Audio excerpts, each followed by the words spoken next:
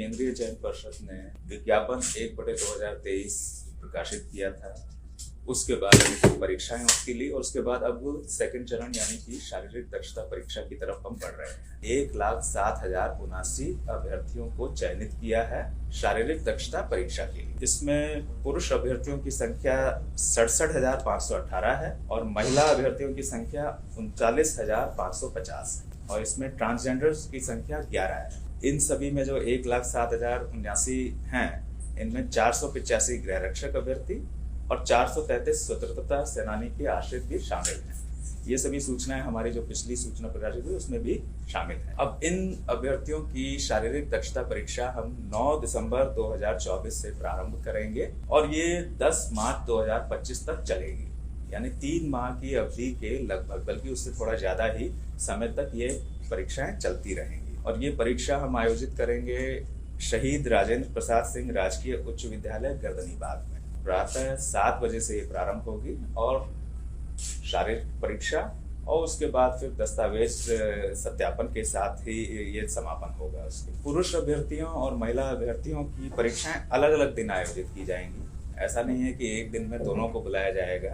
एक दिन में पुरुष रहेंगे और पुरुषों की जब संपन्न हो जाएगी उसके बाद महिलाओं को हम बुलाएंगे। एक दिन में पुरुष अभ्यर्थियों को बुलाए जाने वालों की संख्या 1,600 रहेगी और महिलाओं की संख्या 1,400 रहेगी। 1,600 पुरुष अभ्यर्थियों को एक दिन में हम बुलाएंगे, महिला अभ्यर्थियों की संख्या 1,400 रहेगी। परीक्षा में भाग लेने से पहले सभी अभ्यर्थियों को शारीरिक या मानसिक रूप से स्वस्थ होने और जहां जिनके मामले में लागू हो महिलाओं के अनुसार जो है वो गर्भवती ना होने और इनके द्वारा किसी भी प्रकार के उत्तेजक, मादक अथवा प्रतिबंधित दवाओं के सेवन न करने का घोषणा पत्र भी लिया जाएगा।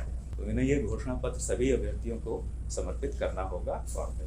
इस परीक्षा में दौड़ की, गोला फेंक की, ऊंची कूद की परीक्षाएं होंगी और इनके लिए मार्क्स प्रिस्क्राइब हैं कि कितना अचीव करने पर कितने मार्क्स मिलेंगे। पुरुषों की ऊंचाई और सीने की माप ली जाएगी और महिला अभ्यर्थियों की ऊंचाई और वजन की नाप ली जाएगी। इनके मापदंड सभी प्रकाशित हैं, उनको जो है वो देख लें। और इन सभी इवेंट्स में यानी कि ऊंचाई वगैरह में भी जो मिनिमम मापदंड हैं उनको क्रॉस करने वाले ही सफल माने जाएंगे। दौड़ में, गोला फेंक में और ऊंची कूद में, इन सभी में अलग अलग पास होना होगा। ऐसा नहीं कि टोटल में पास होना है, हर एक इवेंट में अलग अलग अभ्यर्थियों को पास होना। किसी भी एक इवेंट में फेल होने या असफल होने का मतलब है कि वे आगे के चरणों में भाग नहीं ले सकेंगे और वे बाहर हो जाएंगे। तो इसलिए सभी अपनी हर चीज के लिए पूरी तैयारी करें। दौड़ की जो कार्रवाई होगी और उसके जो समय का आकलन होगा वो कंप्यूटरीकृत पद्धति से होगा। पहले भी परिषद वैसे ही करती आई है। अभ्यर्थियों के पैरों में जो है वो चिप और जो है सेंसर के माध्यम से जो है इनका आकलन किया जाएगा। इसमें मानवीय हस्तक्षेप नहीं है और मानवीय हस्तक्षेप की गुंजाइश भी नहीं है कि उसमें कुछ हल्का फुल्का जो है मैनेज किया जा सके, वैसी कोई पॉसिबिलिटी नहीं है। और समय का आकलन मिनट, समय, सेकंड में सेकंड के 1000वें स्थान तक आकलन होगा।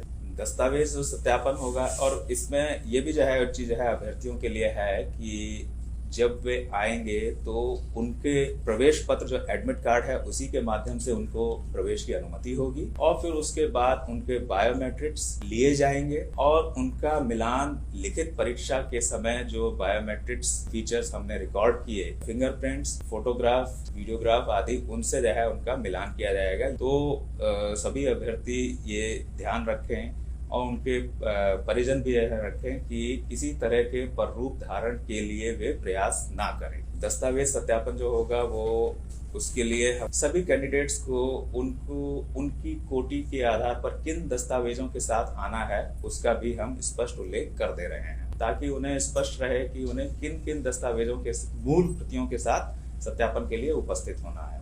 यहाँ पर मैं फिर से जो है वह दोहरा दूं कि इसके लिए किसी भी अभ्यर्थी को एक्स्ट्रा टाइम या एक्स्ट्रा डेट नहीं दी जाएगी और ना ही उनका अनुरोध माना जाएगा। उस दिन वे अपने प्रमाण पत्र सारे जो है ले करके आए, जो वे समर्पित करेंगे और जो जो है उनका मिलान किया जाएगा उसके आधार पर ही परिषद उनके क्लेम के पुष्ट होने अथवा ना पुष्ट हो पाने के बारे में निर्णय लेगी। उनका अनुरोध बाद में समर्पित करने या समय विस्तार का मान्य नहीं होगा, उस समय के आधार पर ही उनका मान लिया जाएगा। EWS कैटेगरी के जो हृदय हैं उसके लिए वित्तीय वर्ष निर्धारित है कि किस वित्तीय वर्ष का आपको प्रमाण पत्र या आय एवं प्रमाण पत्र जो भी बोला जाता है उन्हें लेकर के आना है। वो हमारे सूचना में प्रकाशित है, उसी अवधि का वो लेकर के आए। इसी प्रकार से जो बीसी या ईबीसी कैटेगरी के हैं जिन्हें नॉन क्रिमी सर्टिफिकेट देना है वे जो है लेकर के आए। उसमें ये भी है कि यदि उनका 1 वर्ष पूर्व की अवधि का निर्गत है, उसकी 1 वर्ष से ज्यादा हो चुकी है अगर, तो उन्हें साथ में एक पत्र होता है 18B, उसमें घोषणा पत्र वो भी देना है। यानी कि जिनका एनसीएल सर्टिफिकेट 1 वर्ष से पहले का निर्गत है उन्हें सर्टिफिकेट प्लस घोषणा पत्र दोनों देना है, एक से काम नहीं चलेगा। जिनका 1 वर्ष की अवधि के भीतर का है उनका जो है उससे काम सिर्फ एनसीएल सर्टिफिकेट से काम उनका जो है चल जाएगा। इसी तरह की और भी कई चीजें जो है विवाहित महिलाओं के बारे में वगैरह में वो सब उसमें जो है हमने सूचनाएं विस्तार से दे दी हैं ताकि किसी प्रकार का कोई संशय ना रहे। स्वतंत्रता सेनानी के जो आश्रित हैं उनके बारे में जो है कि परिचय पत्र मात्र मान्य नहीं होगा, एक प्रमाण पत्र दिया जाता है जो क्या जिसका फॉर्मेट वगैरह सब प्रिस्क्राइब है, उसी के आधार पर वो प्रस्तुत करेंगे तभी उनका दावा माना जाएगा।